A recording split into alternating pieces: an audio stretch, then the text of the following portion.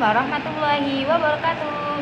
Halo teman-teman, perkenalkan nama saya Vivi Halida dari Prodi Pendidikan Agama Islam semester 3. Hari ini kita bakal ngobrolin hal yang pastinya relate banget buat usia 20-an, yaitu soal kognitif dan fisik. Di usia ini kita lagi semangat-semangatnya, tapi juga sering kebentur sama overthinking, cemas, sampai kadang lupa jaga kesehatan tubuh. Nah, di podcast kali ini kita bakal kupas bareng-bareng gimana sih rasanya hidup di usia 20-an dari sisi pikiran, fisik, plus tips-tips biar tetap seimbang. Nah, kali ini kita bareng sama Atika Azahya. Halo teman-teman semua, perkenalkan aku Atika Azahya dari Prodi Pendidikan Agama Islam semester 3, mahasiswa Universitas Islam Bunga Bangsa di Cirebon. Salam kenal semuanya. Yuk, kita kupas bareng ke Atika. Nih ya, ngomongin soal usia 20-an, biasanya yang paling kerasa duluan itu ada di pikiran. Banyak banget tuntutan, ekspektasi, bahkan rasa cemas soal masa depan. Jadi aku mau tanya nih, di usia 20-an, apa tantangan terbesar buat kamu dalam menjaga fokus dan pikiran tetap positif? Izin menjawab ya teman-teman semua. Mungkin di usia aku yang pas banget 20 tahun ini, kadang overthinking sama cepet banget ke distract sama hal-hal yang inilah gitu. Jadi kadang suka distractnya itu dari medsos, dari hiburan, mungkin juga sampai kayak circle pertemanan yang kadang bikin gampang kehilangan fokus kita tuh enggak gitu. Kalau overthinkingnya itu kayak muncul karena banyak pilihan kayaknya tuh usia ini, kayaknya, cuma itu yang aku rasain gitu. Jadi kayak aku harus bukan milih sih, iya betul, kayak milih kayak karir, pendidikan, hubungan, bahkan ke diri sendiri juga gitu. Nah, kadang jadi aku tuh kadang terlalu sering ngebandingin diri aku sama orang lain gitu. Jadi kayak menjaga pikiran tetap positif itu tuh butuh latihan sih jujurnya. Jadi kayak harus tetap banyak bersyukur kayak gitu sama progres yang udah kita jalanin gitu, kayak progres kecil lah, atau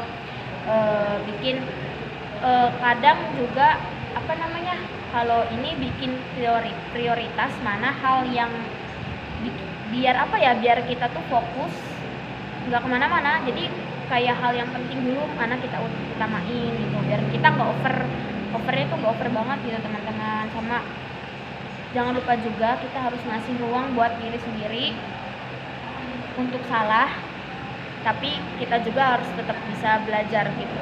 Itu sih Mbak. Oh ya, iya, bagus sekali ya jawabannya. Yang selanjutnya nih, Mbak Atika, gimana cara kamu menghadapi overthinking atau rasa cemas soal masa depan? Bagaimana tuh?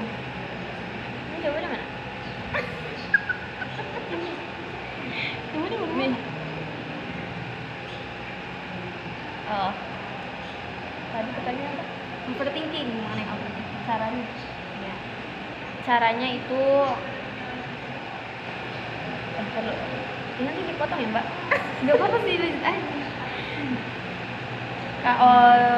Jujur mungkin overthinking itu soal masa depan itu, overthinking soal masa depan itu hal yang sering aku rasain gitu, kayak di usia ini gitu. Kalau usia kemarin aku masih main-main aja remaja gitu ya. betul. Kadang kepikiran nanti aku setelah lulus mau apa, mau gimana, kerja di mana, jadi apa. Tentunya jadi manusia ya guys, masih jadi orang gitu. Tapi maksudnya tuh kita bisa sukses juga kayak gitu, atau kok kayaknya orang lain tuh udah lebih jauh daripada kita gitu. Dan itu kan kadang bikin cemas sendiri ya teman-teman. Cara aku menghadapinya itu biasanya aku tuh kayak stop dulu, stopnya tuh kayak nanti dulu, kayak gimana ya, kayak stop, terus aku tuh kadang kayak tarik napas, terus kadang aku pikirin ke hal-hal gimana ya, hal-hal kecil yang kayaknya ini tuh aku tuh udah pernah ngelakuin ini nih, aku tuh kayak gitu, kayak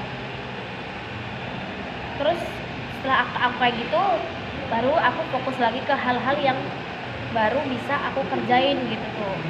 Kalau mikirin semuanya sekarang atau sekaligus gitu loh, kayak malah jadi pusing, kayak bingung mau ngerjain yang mana gitu. Nah, target harian atau target bulanan gitu. Aku juga kadang punya cara sederhana sih buat nenangin diri. Karena guys sebenarnya nggak ada. Selain itu juga ada cara kayak aku tuh dengerin musik. Terus anaknya tuh kadang apa ya, coret-coret apa yang bikin aku kepikiran tuh aku tulis gitu, bukan coret-coret ya, ditulis gitu.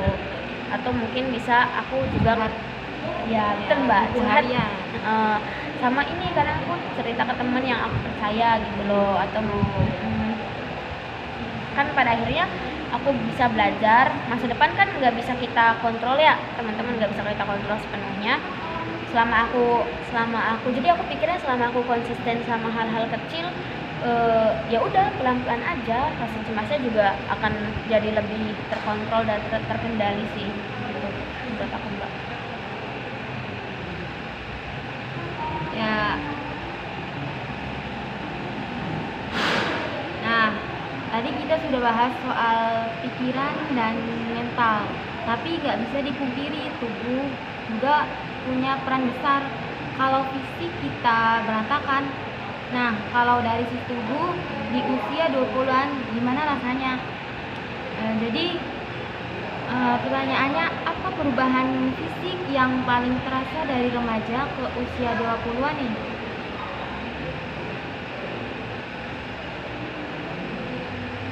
Perubahan fisiknya nih, apa nih? Ini guys mungkin lebih ke ada istilah remaja jompo tuh. Oh iya. Nah, itu aku lebih sering jadi sakit pinggang pulang kuliah. Pegel gitu, tiba banyak pegelnya, padahal ya mungkin cuma duduk aja kan, tapi kesannya itu kayak pulang kuliah tuh kayak habis kerja apa gitu, pegel banget teman-teman gitu. Nah, kadang jadi akhirnya ya itu mbak, kalaupun tidur pun bangun tuh kayak masih sakit badan tuh, kayak gitu sih. Ini yang aku rasain ya teman-teman gitu.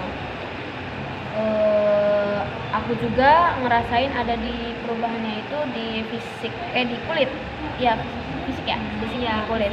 Tadinya mungkin aku kan waktu remaja itu aku jerawatan parah gitu sampai merah-merah, tapi sekarang ya udah mendingan gitu tuh. Nah, dari bentuk tubuh juga aku tadinya kurus, sekarang jadi berisi mbak, beneran aku tadinya kurus gitu. Jadi ya kita harus bisa sadar sih betapa pentingnya olahraga, tidur cukup, dan sama jaga pola makannya kita. Itu sih yang penting gitu.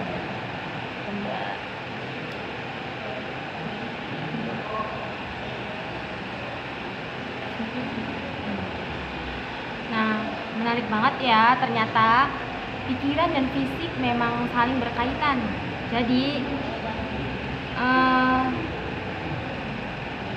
Jadi sebelum kita tutup, aku mau tanya satu hal lagi nih. Ada jawabannya ya? Kalau kita kalau bisa kasih satu tips sederhana untuk teman-teman seusia kamu supaya tetap sehat gitu ya, secara pikiran dan tubuh, apa tipsnya? Satu tips aja lah.